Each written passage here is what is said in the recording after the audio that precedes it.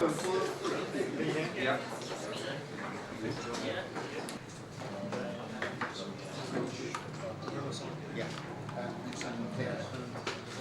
No, just AG. So just sign. Yeah. Yeah, just sign it.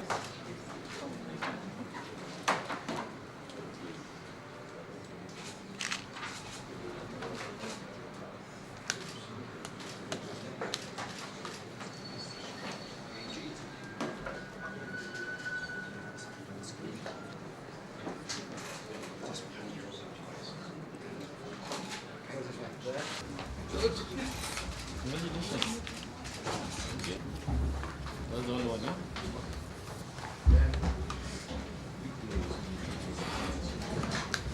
Has for a long time now been working on this transaction to enter into the joint venture with De La Rue to acquire 40% stake. This process has now been completed with the final approval being given by the Cabinet on 28th of July 2016 and the signing that we just had today. The reason the transaction has taken long is because the government needed to address public concerns that arose during the process.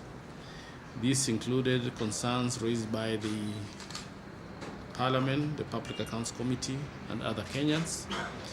The main concern was the original structure of the transaction, which was conditional upon a 10-year Kenya currency contract, which Parliament felt should not be the case. I'm happy to inform the public that this condition is no longer part of the transaction that we have just signed today. Further, I'm pleased to confirm that all the concerns have been addressed in the transaction that was approved by the government. Today's signing ceremony is indeed a testimony to government's commitment in ensuring transparency and responsiveness to public concerns in major policy decisions. Ladies and gentlemen, this transaction is important in several ways. One, in actualizing the Vision 2030 objective of making Kenya the leading financial hub in the region. Two, enhancing investor confidence in Kenya. And thirdly, employment retention and creation, as about 300 highly skilled people are currently employed in the plant in Ruaraka. As I stated earlier, the government of Kenya will acquire 40% shareholding in the joint venture following the execution of the agreements that we've just done today at a price of 5 million sterling pound, which at current exchange rate is about 750 million Kenya shillings, through a structure that ensures that the joint venture is devoid of any legacy issues. Going forward, the JV will, in the normal course of business, invest in modernization of the Nairobi factory through adoption of modern cutting-edge technology to ensure continued competitiveness of its products and services. Our factory here in Nairobi will become one of De La Rue's 3 global centres of excellence and will share in a £15 million investment that we're making in new equipment across the globe. I'm proud that our facility employs nearly 300 Kenyans in highly skilled and highly paid jobs. When I walk into our factory, I don't just see that it's one of the best in Kenya or in the region, but actually that it's a world-class facility. Becoming a centre of excellence ensures that innovation, ideas and best practice are shared. Kenya factory managers are trained alongside factory managers from the UK, from Sri Lanka and Malta to the same high standards that we expect of De La Rue everywhere in the world.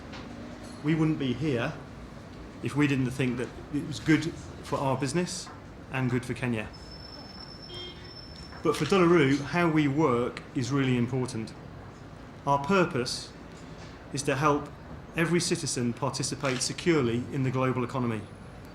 That means producing the currencies that allow countries and companies to trade, the passports that allow people to travel, or provide the means to track the integrity and the movement of goods in an ever more connected world.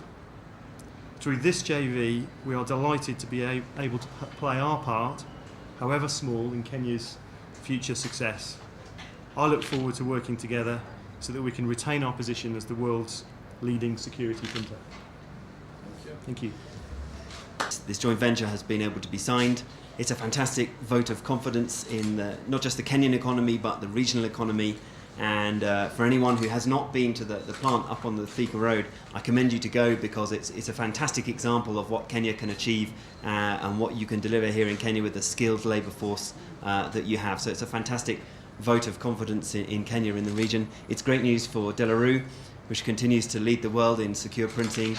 And as someone has said to me once, printing currency is not like printing newspapers. It's a strategic business, and it's something that has real benefit to the Kenyan economy in strategic terms, to be able to print your own currency and secure documents here. And I'm also pleased as the United Kingdom's representative to Kenya, because as we prepare to leave the European Union, this sort of international expertise and entrepreneurialism and willingness to engage around the world is just what British firms will require to succeed. So I'm pleased on all those three counts. Thank you.